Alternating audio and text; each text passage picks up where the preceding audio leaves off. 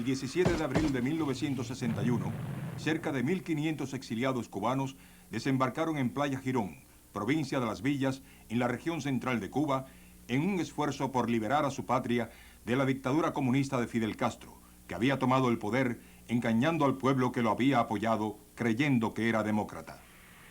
La Fuerza Aérea de Castro hundió varias naves de la flota expedicionaria y atacó a la brigada. Después de 3 días de intensos combates contra fuerzas muy superiores y sin el prometido apoyo aéreo, la Brigada 2506 fue vencida y la mayoría capturada. Nos preguntamos qué circunstancias histórico-políticas determinaron que surgiera la Brigada 2506. ¿Por qué fracasó la invasión? ¿Qué consecuencias tuvo para Cuba ese fracaso? ¿Qué consecuencias tuvo para América Latina? ¿Qué consecuencias tuvo para Estados Unidos y el resto del mundo? En este documental trataremos de responder a estas preguntas y exponer la historia real de la Brigada 2506. El día 1 de enero de 1959 comenzó una nueva era para Cuba.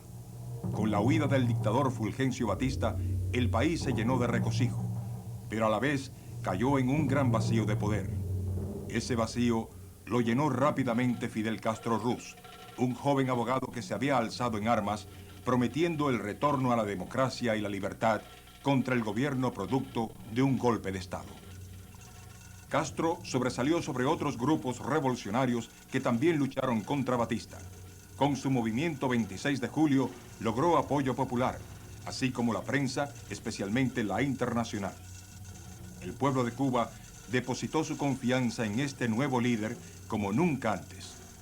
Pocos pensaron que el nuevo caudillo pretendía burlarse de sus promesas y permanecer en el poder indefinidamente a cualquier precio.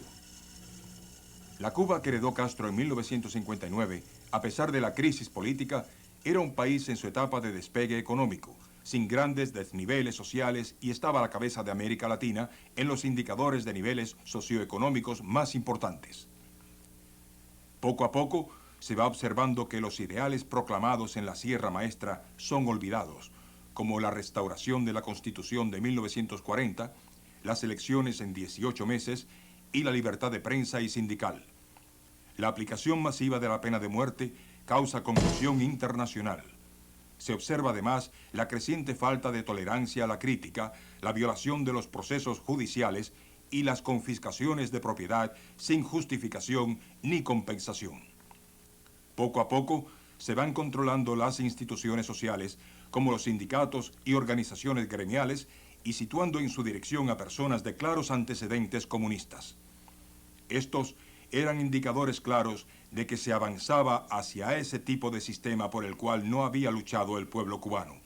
Mas Castro seguía negando que él o su gobierno fueran comunistas. Y toda esa campaña de comunista al gobierno revolucionario, campaña falsa, campaña canallesca, que ni nos preocupa ni nos asusta. El pueblo de Cuba sabe que el gobierno revolucionario no es comunista. Paralelamente se van creando las estructuras represivas como la seguridad del Estado, llamado el G2. Se comienza la militarización del país con la creación de las milicias por sector laboral, así como los CDR o comités de vigilancia por cuadra. Todo esto con el asesoramiento del bloque comunista que comienza también a proveer abundantes armamentos. Por otra parte, los líderes democráticos que se manifiestan contra esta tendencia son marginados, encarcelados, fusilados o tienen que ir al exilio. En febrero de 1960 se inician los vínculos formales con la Unión Soviética con la visita de su vicepresidente Anastas Mikoyan. Esto da lugar a la primera manifestación pública de protesta anticomunista bajo Castro, realizada por estudiantes ante la estatua de Martí en La Habana el 5 de febrero. La protesta fue reprimida con violencia. Muchos de estos jóvenes formaron parte después de organizaciones anticastristas que lucharon valientemente en Cuba. Algunos de ellos salieron al exilio y se integraron a la operación que se convertiría en la Brigada 2506. Para esa época comienza el conflicto con la Iglesia Católica, que va a culminar con la expulsión y salida del país de centenares de sacerdotes y monjas y religiosos entre 1960 y 1961. Para fines de 1960, era evidente que Castro marchaba hacia la creación de una dictadura comunista bajo el disfraz de populista con medidas beneficiosas para el pueblo. Durante 1960 comienzan las organizaciones a combatir al nuevo dictador, que tienen que ser clandestinas, pues no se permite oposición. Se producen los primeros alzamientos campesinos, principalmente en las montañas del Escambray. Comienzan de nuevo los sabotajes en las ciudades y en el campo. Por otra parte, una gran parte de la población sentía la necesidad de escapar del creciente totalitarismo, marchando al exilio por vías legales y también ilegales, especialmente si estaban perseguidos. Creación de la Brigada 2506.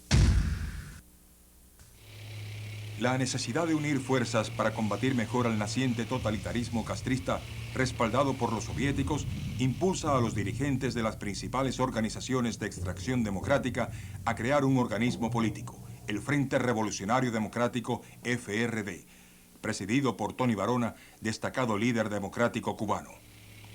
Los dirigentes del Frente, ante el enorme poderío militar provisto ya a Castro por la Unión Soviética, buscan el apoyo norteamericano, pero estos asumen la dirección de la operación militar y se inician inmediatamente los reclutamientos de exiliados para una acción armada. La estructura política estaba constituida primero por el Frente Revolucionario Democrático, compuesto primero de 5 organizaciones y luego de 6. Más tarde, ese Frente Revolucionario Democrático se convirtió en Consejo Revolucionario. Todo comenzó con la aprobación del programa de acción encubierta contra el régimen de Castro, que aprobó el presidente Eisenhower el 17 de marzo de 1960. La Brigada 2506 es el brazo militar del Frente Revolucionario Democrático. Los Estados Unidos deciden actuar contra Castro al percatarse del rápido avance del comunismo en Cuba y después de haber fracasado los intentos de negociación con Castro, que se mostraba cada vez más inflexible. Este rápidamente confiscaba las propiedades de cubanos y norteamericanos. Desafortunadamente, no quedaba otra alternativa ante esta situación que acudir a las armas. Por medio de la gestión de Manuel Artime, líder del Movimiento de Recuperación Revolucionaria, se reúnen en la isla Yusepa un grupo inicial de 60 jóvenes. Los primeros llegan el 14 de mayo de 1960. Ellos serían el embrión de la Brigada 2506. Bien, en la isla Yusepa nos entrenamos aproximadamente 50 personas. Ahí había individuos que tenían un background que oscilaba entre ex ejército cubano y miembros del estudiantado cubano que habíamos salido de la isla para entrenarnos. El entrenamiento que se hizo allí fue de telegrafía. Yo era uno de los radiooperadores y que empezó allí y continuó después en otros lugares. Y también nosotros estuvimos ahí aproximadamente unos 2 meses. Se dividieron el grupo inicial de 60 hombres que estábamos en la isla Yusepa en 2 grupos, un grupo para entrenar en guerra de guerrilla afuera, urbana o rural, y el otro grupo se llevó a otro lugar a entrenar como radiooperadores, radiotelégrafo. El 4 de julio de 1960 llegaron los primeros exiliados cubanos a los campos de entrenamiento situados en Guatemala. Cuando llegamos a Guatemala nos recogieron en una guagua individuos cubanos, pero nos disfrazaron hasta cierto punto como si fuéramos guatemaltecos. Nos llevaron a un lugar que se llamaba la finca El Betia, que estaba debajo de lo que fueron después el campo de entrenamiento de la brigada. Miguel Álvarez nos explica el plan de acción original.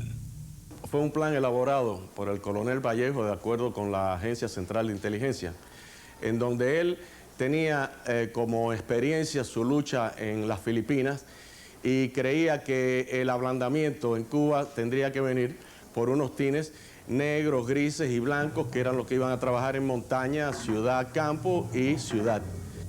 Hacia fines de 1960, se descubre que Castro pronto tendría en operación aviones MiG con pilotos entrenados en el bloque soviético, con lo cual se fortalecería muchísimo más. Para 1961, ya habían recibido más de 30.000 toneladas de otros armamentos. Esto implicaba la necesidad de una acción militar rápida y decisiva. Más tarde los planes cambiaron y se constituyó lo que se llamó la Brigada 2506. No obstante, equipos de infiltración se mantuvieron hasta el año 63 en muchos casos. Los equipos que trabajaban en guerrilla urbana fueron infiltrados en Cuba desde el año 60 y algunos salieron de Cuba hasta el 63, algunos desgraciadamente no salieron nunca. Al cambiarse la estrategia de la guerra de guerrilla a la convencional, se estructura una brigada de asalto que se compondría de 6 unidades de infantería, llamadas batallones, aunque cada una tenía unos 200 hombres aproximadamente. Entre ellos estaban el de paracaidistas, más uno de armas pesadas y una unidad de tanques. Incluía también una fuerza aérea, así como una unidad naval. Existía una unidad llamada Operación 40 para realizar labor de mantener el orden y crear gobiernos civiles, y otra de operaciones especiales de infiltración dentro de Cuba. Se contó también con una sección sanitaria con notables médicos cubanos. Otra unidad de unos 100 hombres, al mando del ex comandante Nino Díaz, realizaría un desembarco diversionario en la provincia de Oriente, mientras otra unidad naval realizaría otro simulacro de desembarco al norte de Pinar del Río. La muerte durante el entrenamiento de Carlay, Carlos Rodríguez Santana, el brigadista 2506, le da ese nombre a la brigada. El brigadista Vicente Blanco diseñó el emblema de la brigada, que fue usada en el desembarco y aún se conserva con orgullo. El entrenamiento en Guatemala se llevó a cabo en las bases Trax y Halcón, la aviación en Retaluleo. El Estado Mayor del Frente estaba encabezado por el coronel Eduardo Martín Elena, de ejemplar ejecutoria, y por otros militares de carrera. El capitán Oscar Alfonso Carol es el primer cubano que ocupa la jefatura de la base Trax. Por desacuerdos fundamentales con los asesores norteamericanos, Carol es sustituido en la jefatura por José Pérez San Román. El 4 de febrero de 1961, el coronel Martín Elena presenta su renuncia como jefe del Estado Mayor al recién creado Consejo Revolucionario presidido por José Miró Cardona, al no permitírsele visitar los campamentos y participar en la elaboración de los planes militares.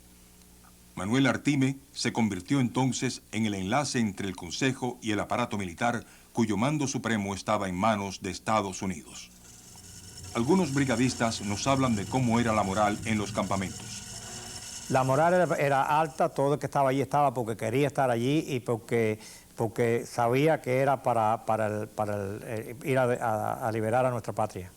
Yo diría que era muy alta, gran deseo de ir a Cuba, tenían la inspiración de que íbamos a liberar a Cuba. La cosa primordial, y había una canción que cantaba un muchacho que era del grupo, que compositor, García Rubio. Qué triste estoy, lejos de ti.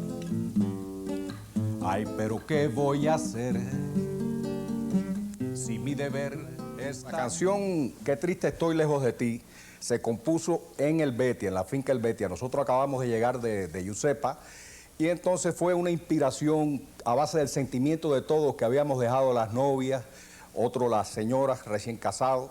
Y entonces, pues la canción, nosotros todas las tardes nos reuníamos, cantábamos y fui haciendo la canción. Estamos en el destierro, pronto vamos a pelear.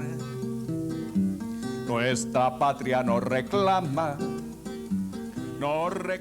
un ideal. Sobre la religión en los campamentos, nos cuenta el paracaidista y hoy padre Sergio Carrillo.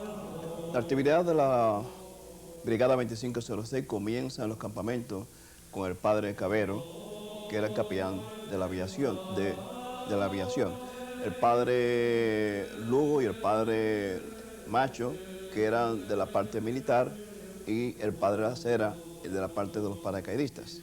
En ese momento se unía la vida espiritual con la misa diaria y sobre todo la consejería para orientar a los soldados en la parte espiritual. Sobre la Fuerza Aérea en la brigada, nos habla su piloto Matías Farías. La Fuerza de la Brigada estaba compuesta por 3 escuadrones, un escuadrón de combate formado por 17 aviones B-26, un escuadrón de aviones DC-4 de transporte y un escuadrón de aviones C-46. Los DC-4 eran 4 aviones y los C-46 eran 5 aviones. Sobre la formación de los pilotos, todos eran altamente calificados porque procedían o de academias militares de los Estados Unidos.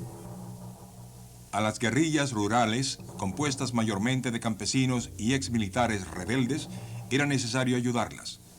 La Fuerza Aérea de la Brigada asumió esa responsabilidad.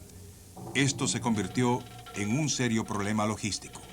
El rol principal de la aviación, todavía más importante que durante la invasión, fue antes de la invasión, cuando se hicieron innumerables misiones a la zona del Escambray para reabastecer a las tropas que estaban luchando contra el gobierno de Castro, y en total un vuelo completo de abastecimiento del Escambray podía durar hasta 11 horas. La lucha clandestina. Con anterioridad al 17 de abril de 1961, miembros de la brigada fueron infiltrados en Cuba. Algunos fueron a las ciudades y otros se unieron a las guerrillas en las montañas. Jorge Gutiérrez Izaguirre, infiltrado en la zona sur de Matanzas, tiene una interesante historia que contar. En un combate, un 19 de marzo del año 61, fui herido en el pecho de un balazo. Los 2 compañeros míos que iban junto a mí cayeron muertos instantáneamente. Posteriormente, como nunca había yo perdido el conocimiento, intentaron rematarme en 2 ocasiones, estando herido en el piso y ya capturado, por supuesto. El FAL se le encasquilló al oficial que quiso rematarme. Soy llevado al hospital en gravísimas condiciones, operado. Posteriormente, por discusiones con agentes de la seguridad del Estado que me cuidaban en el hospital, se me cierra la cámara de oxígeno. Y gracias a una enfermera que reacciona y le avisa al director del hospital, salvo la vida una vez más. Y por último, pudiera yo señalarle que estando todavía herido, con el pecho abierto en el Hospital Militar de Matanzas, 5 días después del fracaso de Playa Girón, de la brigada, fui llevado a juicio un domingo 23 de abril del año 61 con la petición de pena de muerte por fusilamiento. Salí del juicio condenado a pena de muerte. Se sabía que ya tenían el campo de tiro de Limonar preparado para la ejecución mía y de otro miembro de la guerrilla que también se le pidió la pena de muerte. Y 1 hora antes del fusilamiento, que estaba señalado para las 9 de la noche, llegó una orden de Castro de La Habana aguantando los fusilamientos en toda Cuba. Para finales de 1960, la vinculación de Castro con la Unión Soviética se hace evidente. El clandestinaje contra la nueva dictadura cobra fuerzas. Muchos se unen a esa lucha. La mayoría de estos provienen de las filas de los que habían combatido a la dictadura de Batista y no querían ver traicionados aquellos ideales. El capitán Luis Chinea, ex oficial de la columna del Che Guevara, nos explica. Cuando termina la guerra, pues termino con el grado de capitán y empiezo a trabajar con el gobierno revolucionario de que en aquel entonces, procese con la revolución, y rápidamente me voy dando cuenta de que la revolución es traicionada por Castro y que la revolución no es lo que se prometió en la sierra por la que nosotros peleamos. Muchos de los compañeros que más tarde después conspiran junto conmigo en el movimiento MRR, junto al doctor Manuel Artime, que también era teniente del Ejército Rebelde, tenía los comandos rurales, y ahí empezó el movimiento MRR a trabajar con los revolucionarios y los oficiales del Ejército Rebelde, y se empieza a hacer la lucha contra Fidel Castro. Otro oficial rebelde que se unía a la brigada fue Tomás Vázquez. Vi cómo el comunismo se desenvolvía en Cuba, que los de afuera no lo sabían y nosotros lo sabíamos. Pues ahí comencé ya a conspirar contra Fidel Castro en Cuba. Uno de los brigadistas infiltrados fue Javier Souto. Nosotros los clandestinos vivíamos con nombres cambiados y con familias que estaban pretendiendo que llevaban una vida normal, iban a sus trabajos, tenían sus trabajos o sus negocios o sus cosas y llevaban su vida normal. Vivíamos con esa familia como si fuéramos parte de esa familia. Estas familias fueron verdaderos héroes, pues arriesgaban la vida con cárcel y en muchos casos pagaron ese precio. El plan de acción militar. El presidente Kennedy heredó de Eisenhower el plan que había evolucionado hacia una acción militar convencional. La nueva estrategia contempló inicialmente un desembarco aéreo naval por la ciudad de Trinidad. Habría un ataque aéreo masivo al mismo tiempo del desembarco que destruiría la Fuerza Aérea de Castro, compuesta por los aviones dejados por el gobierno de Batista, que incluían jets T-33 y veloces cazas ingleses. Con ese ataque, la brigada podría tener el control total del aire, una premisa fundamental para el triunfo. Kennedy tuvo grandes dudas respecto al plan, pero decidió seguir adelante. Le hizo grandes modificaciones para que no se viera la mano norteamericana, y con ello le quitaba grandes posibilidades de éxito. El nuevo plan, llamado Operación Pluto, aprobado el 4 de abril y hecho a petición de Kennedy, implicaba un nuevo lugar de desembarco en la zona de Playa Girón y Bahía de Cochinos. Otro factor importante era contar con el aporte del extenso clandestinaje que pudiera realizar sabotajes y que los descontentos con Castro en las Fuerzas Armadas se pasasen a la brigada. En la zona liberada se establecería un gobierno en armas y se pediría ayuda al exterior. El control de Estados Unidos sobre los planes y la logística militar era total. Los cubanos exiliados confiaban absolutamente en los Estados Unidos. El deseo de luchar y derrocar a Castro era tal que no se reparó en los peligros que esa confianza entrañaba y que los Estados Unidos podrían abandonar a sus aliados. Habría ataques aéreos por 2 días antes del desembarco para destruir la aviación de Castro. La nueva operación tendría el gran inconveniente de no tener alternativas en caso de fracasar, no pudiendo unirse a las guerrillas rurales como en el plan de Trinidad. Tenía como aspecto positivo el tener una pista aérea y pocas vías de acceso. Todo estaba listo para la Operación Pluto. Los aviones, barcos y los miembros de la Brigada 2506. El 29 de marzo de 1961 se decide en la Casa Blanca que el desembarco se realice el 17 de abril. El desembarco, la guerra y la derrota. El plan contemplaba además un ataque por Oriente antes del desembarco como acción diversionaria dirigido por el ex comandante rebelde Nino Díaz. Uno de sus participantes explica.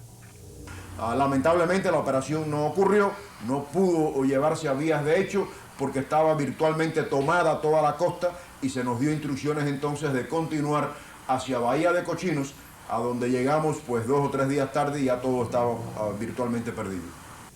La acción diversionaria por la playa de Baracoa al norte de Pinar del Río se llevó a cabo exitosamente, simulándose un desembarco por medios electrónicos en la noche del 16 de abril. Esto provocó un gran desplazamiento de tropas hacia esa zona. El día 14 de abril parte de Puerto Cabezas en Nicaragua hacia Cuba la mayoría de la brigada a bordo de viejos barcos mercantes.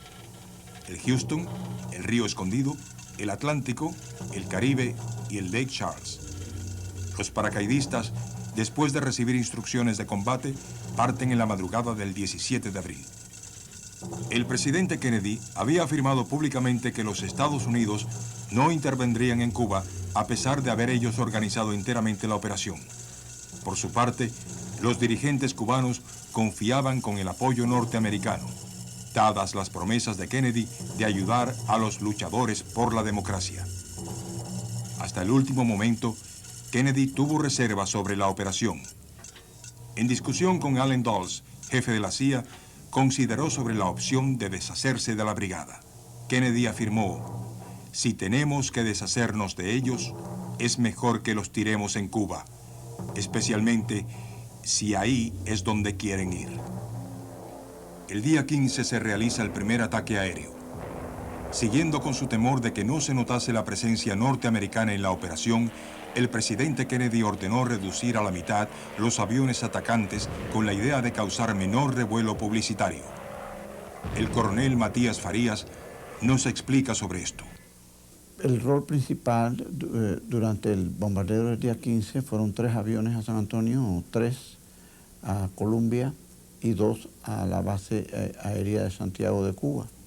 En esa misión fueron averiados 3 de los aviones, 1 se perdió. En este bombardeo, Fidel pierde yo te diría que 3/4 partes de la Fuerza Aérea de Aviación de Caza que él tenía, Fidel cuenta en el momento del desembarco en Playa Girón con una aviación de 8 a 7 aviones de caza y una aviación de 4 aviones bombarderos. Con un solo avión de caza, un solo T-33 o con un solo Sea Fury, él podía decidir el combate.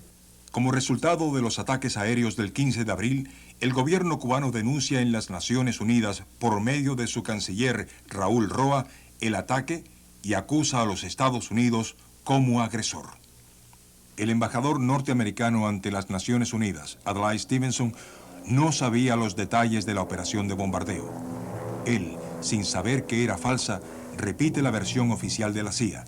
Niega la participación de su país en el bombardeo, alegando que se trata de pilotos de Castro que al desertar habían bombardeado sus bases. Stevenson queda en ridículo y amenaza con renunciar. Se crea un gran escándalo con consecuencias muy negativas para la brigada. El bombardeo del día 16 se suspende después que habían 12 pilotos ya en el salón de operaciones listos para salir al aire. Yo era el número 4 y nos encontrábamos en la línea de vuelo listos para abordar los aviones cuando llegó la orden de cancelar. Eran las 11:45 de la noche del día 15, o sea, para amanecer, íbamos con 4 horas de vuelo, amaneceríamos sobre Cuba el 16. Con estas cancelaciones se rompía la premisa vital del dominio del aire. Castro sería entonces el que controlaría el aire. En el entierro de los muertos en el bombardeo, Castro declara que la revolución es socialista. Por otra parte, el ataque del día 15 alertó de la inminencia del desembarco y comienza una enorme redada de desafectos al régimen. El clandestinaje había sufrido grandes pérdidas con la captura de importantes dirigentes, pero era numeroso. Al no recibir aviso, se quedó sin actuar y no pudo ayudar a la brigada. Ya estaban desembarcando las tropas y esa noche se suponía que a mí y a mi team nos tiraran 2 toneladas de armas en Cruce Las Villas, que era cerca de Girón. De hecho, nuestro hombre de explosivos había estado en Girón esa semana, analizando los puentes para ver cómo los podíamos volar con explosivos, si había algún problema o algo. Y qué casualidad que en esa misma semana viene la invasión y nosotros hubiéramos podido volar esos puentes para parar las tropas de Castro. Fíjese usted qué cosa más interesante. Cuando puse mi radio y puse la antena y tiré la señal, me respondieron de la base de acá de Estados Unidos. El mensaje, no se me olvide, decía: tropa grande y bien armada en acción en región sur de Las Villas, punto. Ayúdenlo, punto. Entonces yo le respondí con otro mensaje: ¿con qué los voy a ayudar si no teníamos armas? Tenía mi pistola nada más. Los arrestos masivos fueron enormes. En aquellos días me arrestaron a mí primero y después a mi esposa. Y entonces supimos después que efectivamente se calculaba que había como 100.000 personas en el clandestinaje. ¿Cuántas fueron detenidas? Tampoco tengo el dato exacto, pero fue una cosa inmensa. Se contaba con un apoyo decisivo y desgraciadamente ese apoyo no pudo producirse porque vino la orden de la Agencia Central de Inteligencia, que desgraciadamente tenía en sus manos el poder necesario para manejar estas cosas, la orden de stand-by, no se muevan, esperen órdenes. En la noche del día 16 de abril, desembarca en Bahía de Cochinos el primer grupo de brigadistas. El desembarco comenzó a las 11:30 del 16 de abril. La idea era de hacer 2 desembarcos, uno por Playa Girón y otro por Playa Larga. La idea era que iba a ser de sorpresa. Entonces los hombres ranas, 5 de nosotros con Grayson Lynch desembarcamos por Playa Girón. Y cuando estábamos en el proceso de acercarnos a la playa, a unas 80 metros de la playa, pues vino un jeep con las luces encendidas y dio la vuelta y empezó a enfocarnos los faros. Inmediatamente tuvimos que atacar al jeep porque el jeep nos había descubierto. Se había roto el factor sorpresa. Los brigadistas encontraron pronto otro gran obstáculo: la presencia de arrecifes de coral que dañaron los botes de desembarco hechos de fiberglass. Estos corales habían sido confundidos por los planificadores como simples algas, a pesar de que los cubanos conocedores de la zona les advirtieron que eran corales. Todo esto atrasó enormemente el desembarco. Por primera vez se producía en Cuba un asalto en combate de paracaidistas. La misión de estos era bloquear las carreteras de acceso a Playa Girón. Se lanzaron en las zonas de San Blas, Palpite y Yaguaramas. Fue en Playa Larga, en Bahía de Cochinos, donde se producen los primeros combates. Allí desembarcó el Batallón 2 al mando de Hugo Sueiro, junto con Erneido Oliva, segundo jefe de la brigada y jefe de ese frente de batalla. Yo pertenecía al Batallón 2, que tenía la misión de hacer contacto con los paracaidistas unos 15 kilómetros tierra adentro. Desembarcamos en Playa Larga a las 2 de la mañana. Nos acercamos a la playa y comenzaron los disparos desde la playa. A la vez, desde el barco podíamos ver las trazadoras. Es en esta zona donde se produce el encuentro bélico más importante del proceso, la Batalla de la Rotonda. Nosotros desembarcamos, aparte del resto de la brigada, en la punta de la caleta de Valle de Cochino, que se llamaba Playa Larga. Esa noche nos tocó sostener un combate en el cual venía la primera oleada, eran 7 tanques de Fidel Castro, y sabemos que peleamos contra el batallón de la policía, el batallón de Cienfuegos y el batallón, creo que tenía el número 339, si no mal recuerdo. En aquellos momentos éramos 80 y pico de personas los que estábamos en esa rotonda. Teníamos 2 tanques, los tanques que teníamos nosotros estábamos en muy mal situación, no tenían municiones antitanques, pero sí teníamos unos héroes que eran los que estaban dentro de esos tanques. Por documentos que después salieron en las revistas de Bohemia, ya comunista, y por el proceso, cuando nosotros nos interrogaron estando presos, se estima que las bajas que sufrió Fidel Castro en total fueron más de 4.500. De ellas, 3.000 fueron alrededor de la zona de Playa Larga. Las fuerzas de Castro reaccionaron con rapidez y fuerza. Su estrategia fue impedir el desembarco. Concentraron su ataque por medio de su fuerza aérea en los barcos que traían los vitales suministros. También sometieron a la brigada a un incesante barraje de artillería. A las 6:30 de la mañana, el barco Houston fue atacado por los aviones de Castro en Bahía de Cochinos. A las 9:30 fue hundido frente a Playa Girón el barco Río Escondido, que llevaba municiones para 10 días de combate, así como el vital tráiler de comunicaciones. Precisamente, estando yo en la playa, en Playa Larga, yo vi al barco Houston, en el cual mi padre era el capitán, allí en el horizonte, y vi cuando fue atacado por la aviación castrista, y vi cuando empezó a echar humo y a hundirse en el mar. Precisamente ese fue probablemente el momento más impactante para mí de todo lo que es el episodio de Playa Girón. Sobre el hundimiento del barco Houston nos habla Luis González Lalondrí. El capitán Luis Morse logró encallar el Houston, salvando así muchas de las vidas de los hombres del Batallón 5 que a esa hora no habían podido desembarcar por falta de lanchas para hacerlo. Paracaidistas del 1er Batallón capturan San Blas. Son reforzados por el 3er Batallón, que pronto recibe el fuego de las fuerzas rebeldes. Toda esa noche estuvimos peleando con lo que se reportó aproximadamente 4 batallones de infantería, 2 de tanques. Por la mañana ya nos habían atacado ya con la artillería y tuvimos que retirarnos al sur de San Blas.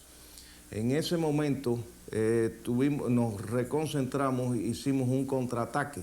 Este contraataque utilizamos todos los medios que teníamos, los cuales eran de morteros 81 milímetros y 4.2 y un tanque que nos había llegado de Playa Girón. Con ese armamento pudimos efectuar un contraataque en el cual nos sorprendieron las fuerzas de Castro porque huyeron despavoridas. Al comienzo, las fuerzas de la brigada tomaron prisioneros a soldados de Castro. Tratamos a los prisioneros como se debe de tratar en toda guerra y ellos quedaron complacidos al final de este trato nuestro. La colaboración fue inmediata desde que desembarcamos en toda el área de Bahía de Cochinos, tanto en el frente de combate como en el interior de Playa Girón. Y hay casos que todavía no hemos querido dar a la publicidad de miembros de las Fuerzas Armadas de Castro que cuando fueron hechos prisioneros y exprofesos se dejaron coger prisioneros, querían integrar nuestras fuerzas en contra del sistema que imperaba en Cuba. En Playa Larga se peleó ferozmente. Hubo hazañas heroicas. Santa María, cómo saltó por arriba de un tanque y a culatazo mató al jefe de la tripulación de ese tanque. Yo vi como gente saltaban de las carreteras y le tiraban granadas a los tanquistas. Cómo los tanques de nosotros se fajaban, retrocedían cuando avanzaba el tanque y le pegaban para tratar a ver si lo podían volcar. Y eran tanques ligeros, eran tanques M42 contra los tanques de Fidel Castro, que eran los famosos Stalin. La Fuerza Aérea de la Brigada fue la que ocasionó mayor número de bajas al enemigo con sus bombardeos de apoyo en el área de Girón, a pesar del gran obstáculo que confrontaron volando desde Nicaragua. Sus ataques a los convoyes castristas causaron gran devastación, pero ellos pagaron también un alto precio, siendo la unidad de la brigada, junto a los teams de infiltración, que proporcionalmente tuvieron mayor número de bajas, con 14 pilotos muertos y 8 aviones perdidos. Después de 2 días de duros combates sin municiones, bombardeados por la Fuerza Aérea y la artillería de Castro, y frente a más de 30.000 soldados enemigos, la brigada no podía continuar la lucha. Ya al tercer día, todo estaba perdido. La mayoría de los brigadistas fueron capturados poco a poco. No hubo rendición formal. Pero no solo hubo actos heroicos en los combates por parte de los cubanos de la Brigada 2506. Y esto es muy importante que se diga. Ninguno de los oficiales americanos que tomaron parte en esa decisión, que estaban en Nicaragua en ese momento, sabían del engaño este. Y no lo sabían porque 4 de ellos perecen el día 19, volando ellos, contra la orden de la Casa Blanca de que no se metieran. Y el propio general Reed vuela 2 misiones de combate desobedeciendo las órdenes de la Casa Blanca de que no volara ningún americano. En una ocasión, aviones del portaaviones Essex volaron con las insignias tapadas sobre el campo de batalla, causando el silencio de la artillería castrista, pero sin entrar en combate a pesar del intenso deseo de hacerlo. El Essex estaba estacionado a pocas millas de Playa Girón, junto con una flotilla de barcos que incluían destructores, un submarino y hasta un destacamento de Marines. Hacia el final, el jefe de operaciones navales del Estado Mayor norteamericano, almirante Arleigh Burke, implora al presidente Kennedy permiso para ayudar militarmente a la brigada. El presidente le responde: Burke, yo no quiero a los Estados Unidos envuelto en esto. A lo que responde el almirante muy consternado: Señor presidente, maldita sea, estamos envueltos y no hay manera de ocultarlo. Estamos envueltos. Después de la derrota. Nos dirigimos hacia la playa de allí de Girón, un grupo de brigadistas, y vimos un bote que estaba anclado allí de un pescador. Y entonces nos tiramos y logramos alcanzar el bote 22 brigadistas. De esos 22 brigadistas tratamos de alcanzar los barcos americanos que estaban a una distancia poco más o menos de 3 millas, pero no pudimos porque no pudimos echar a andar el motor. Después de varios días por el mar, la gente con sed y con hambre se tiraban al lado del bote nadando para refrescarse, algunos tomaban orines. En definitiva, como al séptimo o octavo día, sin saber exactamente la fecha, murió el primero de los individuos del grupo que murió, que fue un total de 10. Es decir, salimos 22, se murieron 10, y en esas condiciones, como a los 15 días o 15 días y medio o poco más o menos, nos rescató un barco. Paradójicamente, la intervención directa norteamericana se produce después de la derrota de la Brigada 2506 en Cuba. El 23 de abril se nos dio órdenes a los 5 hombres ranas sobrevivientes de que desembarcáramos en Cuba en una labor de rescate. El Task Group Alpha, con todo su poderío naval que contaba del portaavión Essex y 8 destructores, nos dio escolta para desembarcar en Cuba. Por un periodo de 4 días efectuamos una labor de rescate donde pudimos salvar en la vida a 36 hombres, 36 compañeros nuestros que se encontraban en la zona. Sobre el resultado de la planeada Operación 40 nos habla José A. Llamas. La Operación 40 no llegó a desembarcar. Íbamos en el barco Lake Charles.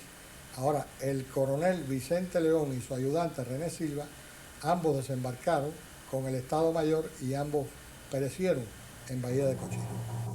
Para el final del 19 de abril, la pelea había cesado y Castro se anotaba resonado triunfo con terribles consecuencias para Cuba, muy serias para Estados Unidos y para el resto del mundo.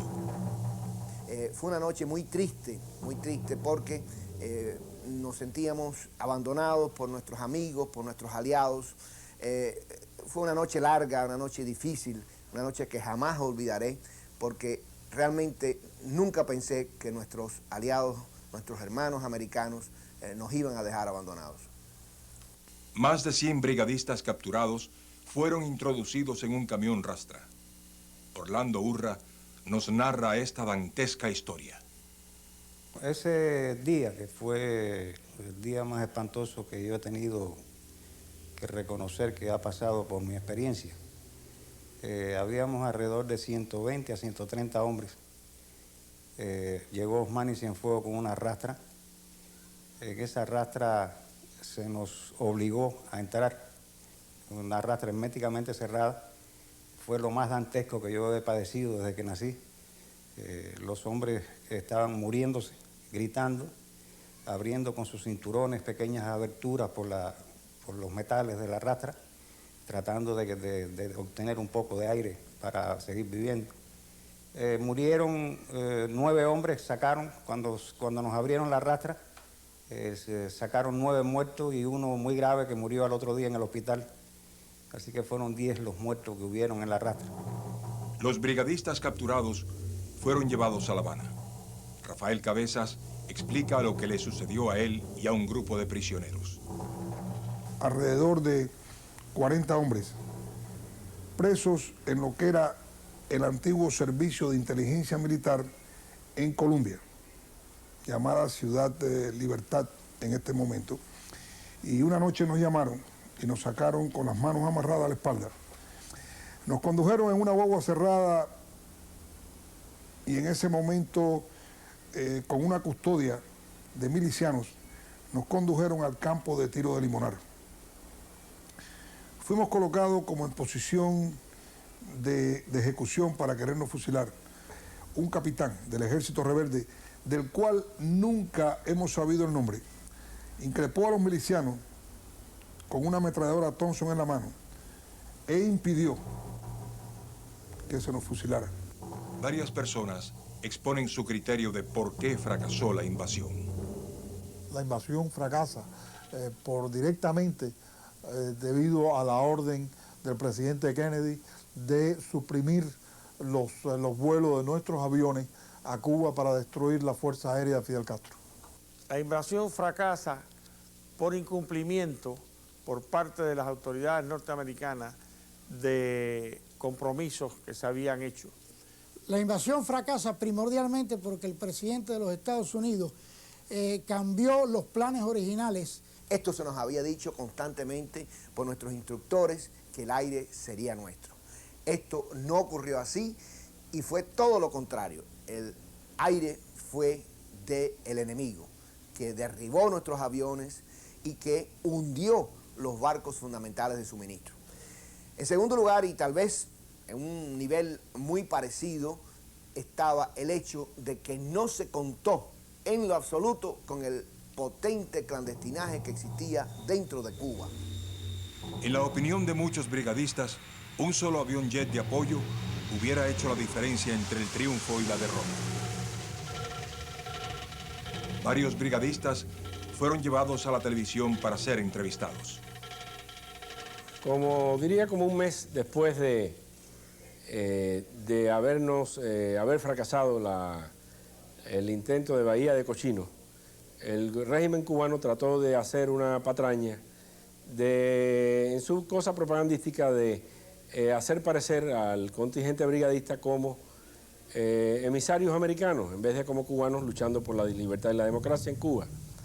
Un brigadista que debatió intensamente y puso en aprietos al panel de interrogadores frente a la televisión fue Felipe Rivero. Mientras estaban presos en el Palacio de los Deportes, Fidel Castro se apareció allí y comenzó a interpelar a los prisioneros.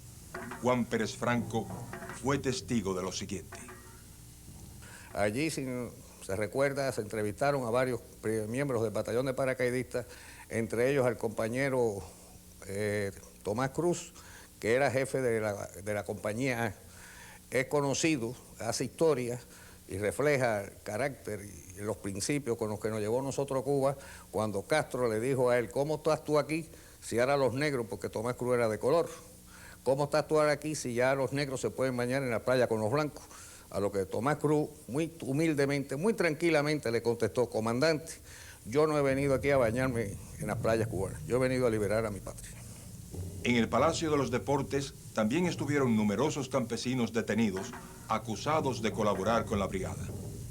Fueron sacados de ahí posteriormente, sin saberse su destino. De que estos soldados no eran mercenarios, lo afirmó el presidente Kennedy al decir: Mr. Castro has said that these were mercenaries. According to press reports, the final message to be relayed from the refugee forces on the beach came from the rebel commander when asked if he wished to be evacuated. His answer was, "I will never leave this country." That is not the reply of a mercenary. Los brigadistas fueron trasladados al Hospital Naval. Estando allí, a Fidel Castro se le ocurrió canjearlos por implementos agrícolas. Esa noche fueron al Hospital Naval y nos sacaron por batallones y nos informaron que el gobierno permitiría a los presos elegir a una delegación para que viniera a los Estados Unidos para convencer al gobierno de los Estados Unidos que diera 500 tractores. Yo fui elegido por los paracaidistas y así fueron elegidos también Hugo Sueiro, Ulises Carbó, Seferino Álvarez Castrillón, Tamayo, Reinaldo Pico, Collazo y Perullero. Fuimos rápidamente trasladados a la oficina del doctor José Miró Cardona del Consejo Revolucionario y de allí partimos para Washington. En Washington nos entrevistamos con Richard Goodwin, asesor del presidente de los Estados Unidos, y con un comité que había sido formado a instancias del presidente Kennedy, que lo componían Eleanor Roosevelt, Milton Eisenhower y Walter Reuther, que era un líder obrero. La segunda vez ya nos fuimos recibidos como héroes, se nos informó que el gobierno de los Estados Unidos no apoyaba el canje y ahí creamos una comisión de familiares, en la cual era presidida por Ernesto Freire y Luis Álvarez. Con la negociación fracasada, con excepción de 2, la comisión de prisioneros regresó al presidio en Cuba.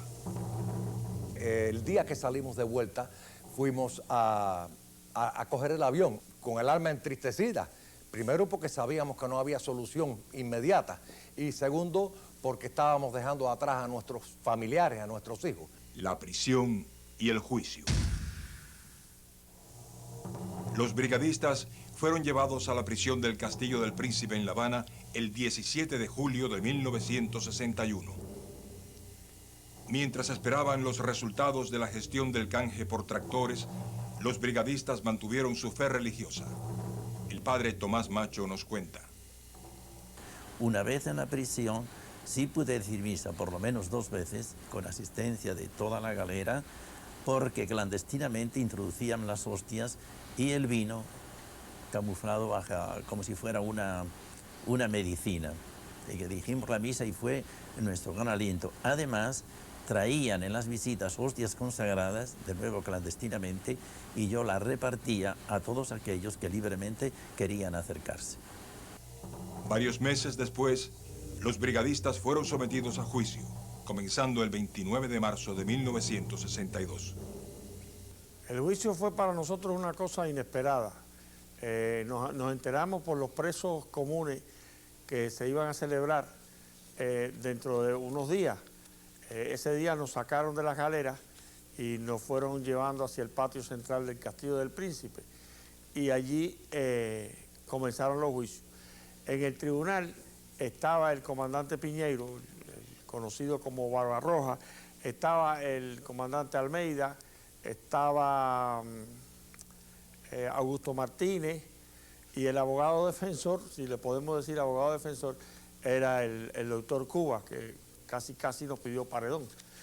El juicio se desempeñó bastante bien al final, pero al principio hubo un incidente muy grave provocado por Juan Torres Mena, con un problema de una trompada que le dio a un miliciano.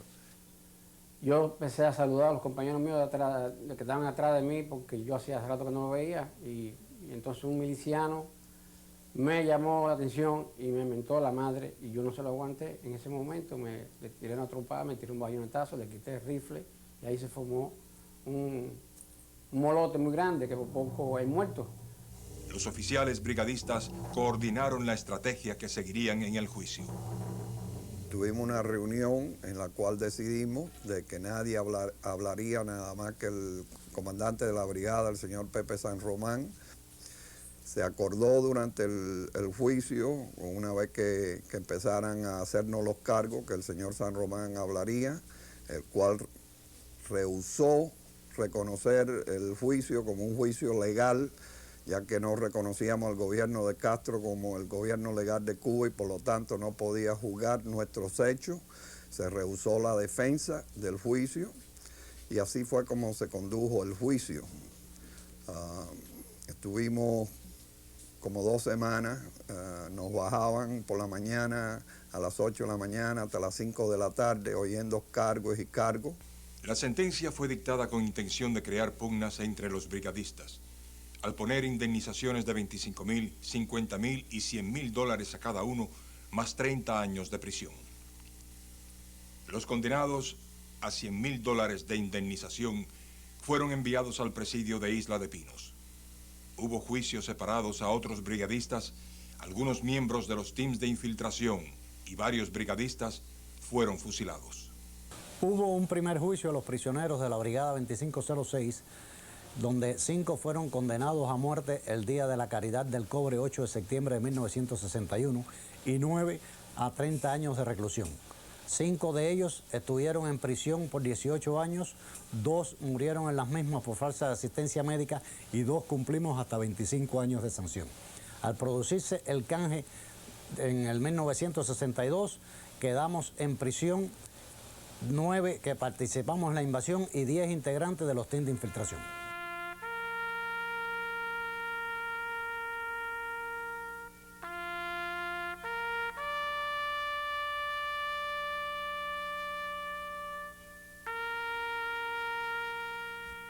El proceso de la liberación. Para gestionar la libertad de los brigadistas presos, se formó una comisión de familiares.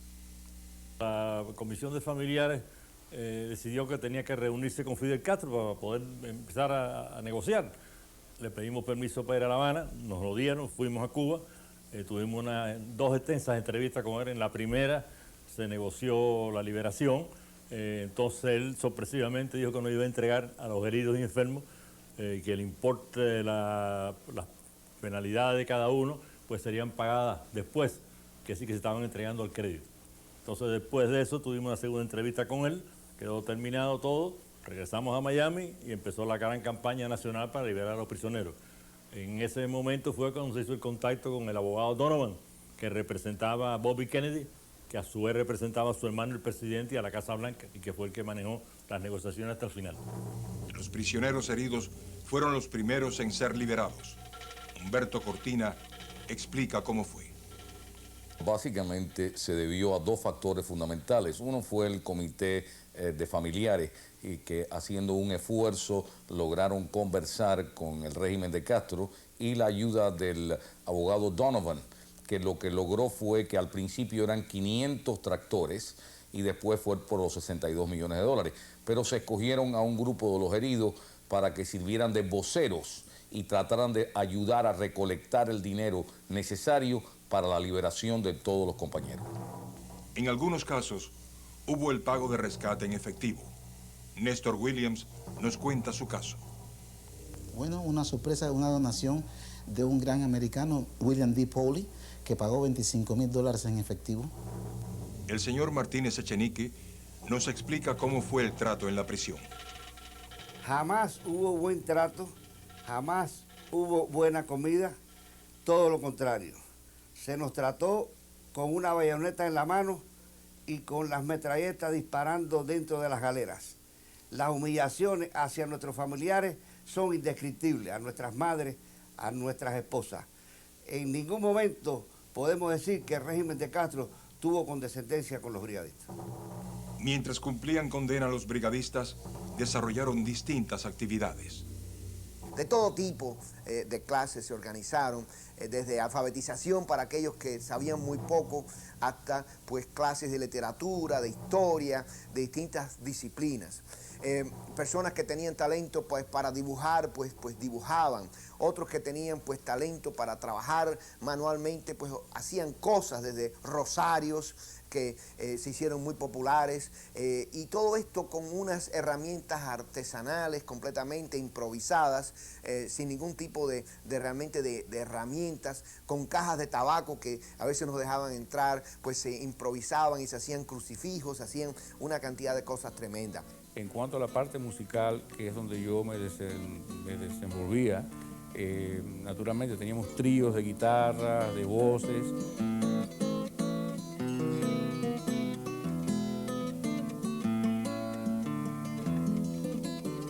Había una charanga con tambores hechos de cajas y un bajo que va a ser muy trabajoso para mí describirlo. Era un tambuche de basura con un palo de escoba y un cordón de donde colgábamos la ropa. El güiro era un termo y un peine. Bueno, mi participación era prácticamente bailar, aunque tocaba un poco, pero era la charanga de Carón, y estaba también Castaño, y estaba un grupo que tocaban ahí, tocábamos y hacía mucho en la prisión. Después de la crisis de los cohetes en octubre de 1962, el presidente Kennedy, que se consideró responsable del fracaso, aprovechó la buena voluntad que tenía el pueblo americano en ese momento para facilitar la liberación de los brigadistas. Por medio de la exención de impuestos a compañías farmacéuticas y de comestibles para que donen $53 millones en medicinas y alimentos que exigía Castro. La presión del comité de familiares, liderado por el abogado Donovan, fue factor clave en estas negociaciones. Roberto Pertierra explica cómo fue la salida. Después de 8 meses en la prisión de Isla de Pino, en la forma que nosotros estábamos hacinados, estábamos tan débiles. Yo había perdido 60 libras. En aquel momento la noticia no nos causó impresión ninguna, porque primero no la creíamos y segundo daba lo mismo que nos cambiaran de un lugar a otro. Después de eso nos sacaron en los buses que de ahí de Isla de Pino y nos pasaron por donde estaba frente a las circulares, que era donde estaban los otros presos. Estamos hablando de 4 o 5 mil presos. Se pararon todos en las ventanas y nos gritaban, vuelvan, vuelvan, come back. Después de la llegada de los brigadistas a Miami, se produce una emotiva reunión con sus familiares en el Dinner Key Auditorium. Después de la liberación. Días después, la Brigada 2506 participaba en un acto solemne en el Orange Bowl de Miami con la presencia del presidente John F. Kennedy, quien después de recibir una bandera entregada por la brigada, les responde. I can assure you that this flag will be returned to this brigade in a free Havana.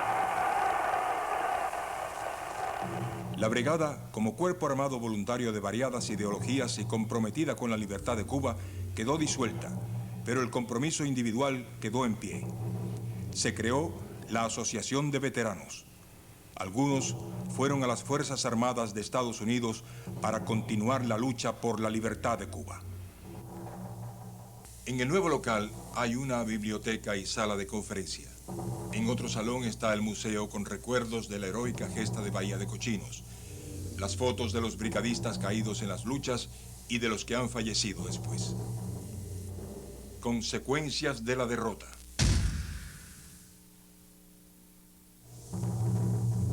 La victoria sobre la brigada en Bahía de Cochinos desmembró la resistencia interna en Cuba. Le dio gran prestigio internacional a Castro y aumentó su imagen de invencibilidad en la isla. Afianzó la tiranía que lleva más de 36 años violando los más elementales derechos humanos a todo el pueblo todo el tiempo. Ha llevado al país a la ruina económica, gran corrupción moral, una inmensa frustración y sufrimiento, dividiendo a la familia cubana como nunca antes en su historia. Los cubanos vieron la salida del país como una vía de escape del infierno que es Cuba. Las consecuencias fueron que hubo un Camarioca y posteriormente hubo un Mariel donde 10.000 cubanos se asilaron en la Embajada del Perú, donde posteriormente 125.000 llegaron a Calle Hueso, donde nosotros los recibimos allí a ellos, y donde más de 250.000 cubanos pidieron venir en esa oportunidad. Así como también tenemos la fuga en balsas y en embarcaciones precarias de nuestros hermanos.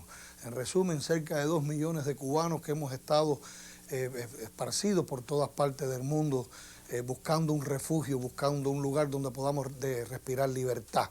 Esas han sido las consecuencias, como miles que han muerto en el estrecho de la Florida y otros que han muerto en los paredones de fusilamiento. La derrota de la invasión de Bahía de Cochinos ha tenido importante consecuencia para muchas naciones. Álvaro Vargas Llosa nos explica lo que representó para América Latina. Creo que las consecuencias fueron altamente significativas en todo el continente, desde México hasta la Patagonia. Creo que esa derrota alimentó la causa de los enemigos de la democracia en América Latina, particularmente la causa de las guerrillas latinoamericanas. Podríamos mencionar desde el Frente Farabundo Martí de Liberación Nacional en El Salvador, que provocó una guerra que mató a unas 75.000 personas. Podríamos hablar de la guerrilla en Venezuela, que ensangrentó el gobierno de Rómulo Betancourt. Podríamos hablar del Frente Sandinista, por supuesto, que llenó de sangre también Nicaragua. Podríamos hablar de Túpac Amaru en el Perú y más indirectamente, aunque no tiene una relación directamente conectada con La Habana, también de Sendero Luminoso, que es parte de la familia de la guerrilla comunista en América Latina, que provocó en el Perú una guerra que mató a 25.000 personas. Hubo guerrillas también, por supuesto, en Colombia que todavía sobreviven. Las FARC están enormemente activas y deben buena parte de su actividad a las vinculaciones castristas. Así que yo diría que las repercusiones fueron enormemente sangrientas, enormemente violentas en toda América Latina, no solamente porque acabaron con la vida de muchos latinoamericanos, sino porque destruyeron la democracia en América Latina y fueron responsables directas de la larga etapa de dictaduras militares que nosotros tuvimos en el continente en estos años. Sobre las consecuencias que tuvo para África la permanencia de Fidel Castro en el poder tras el fracaso de Playa Girón, nos explica Rafael Núñez. Principalmente hay que tomar en cuenta 3 etapas.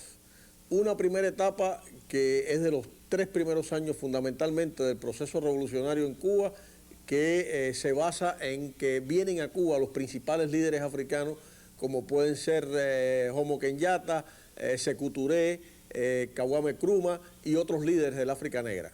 Una segunda etapa donde Cuba le ofrece a estos líderes la protección de sus especialistas en seguridad personal para proteger su vida, y una tercera etapa donde Cuba pasa al envío de grandes contingentes de tropas con una alta capacidad de operaciones militares que trae como consecuencia la muerte de decenas de miles de hombres, tanto del lado cubano como del lado africano en los enfrentamientos que se produjeron a lo largo de esas guerras. Principalmente en Angola, en Etiopía, en el Congo Brazzaville y en el Congo Kinshasa, y lógicamente también por las acciones al sur, Mozambique, Zambia, Tanzania, es decir, lugares donde el enfrentamiento llegó a niveles de enfrentamientos armados específicamente. Es muy importante analizar las consecuencias que tuvo para Estados Unidos este fracaso de Bahía de Cochinos.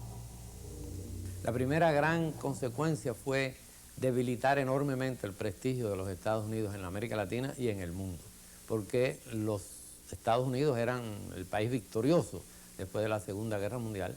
Nadie creía que en una pequeña islita un dictador menudo los iba a derrotar. La derrota entonces trajo consecuencias enormes. Un año después, año y pico después, los soviéticos, convencidos de que los Estados Unidos no iban a hacer nada, llevaron los misiles a Cuba y por un poquito hay un holocausto atómico. Desde luego que para los Estados Unidos eso significó revisar totalmente la política norteamericana hacia la América Latina, enfrentarse a un continente lleno de guerrillas, a un líder que se había endurecido en cierto sentido con el prestigio ganado en Playa Girón, había aplastado la resistencia interna. Fue una gesta heroica de la Brigada 2506 que se enfrentó a fuerzas muy superiores. Hoy, más de 30 años después, estos hombres mantienen en alto su amor por Cuba y muchos están dispuestos otra vez a luchar para verla libre. Cronológicamente los años han pasado en mí. Si tuviera otra vez el momento de decidir, lo volvería a hacer. No obstante la derrota y no obstante la traición. Desde luego que lo haría. Lo seguimos haciendo, lo mantenemos con Hermanos al Rescate y lo vamos a continuar. Para mí esa es la única forma de regreso. Esa es la única forma que yo honrosamente creo que nosotros los expedicionarios de Girón tenemos, porque hay muchos muertos que nos están observando desde arriba y es un deber que tenemos los brigadistas de cumplir. Grayston Lynch, quien era un oficial norteamericano a cargo del entrenamiento de los hombres ranas de la brigada, escribió un libro sobre este evento histórico. I place the blame where it belongs, on the president who made those decisions and his administration and his State Department. Everyone has been told how awful his advisors were, those bad advisors from CIA and the Joint Chiefs of Staff. They're the ones who took the blame for all of this. I'm putting it in my book exactly where it belongs. The bad advisors were his own advisors in the White House and the State Department.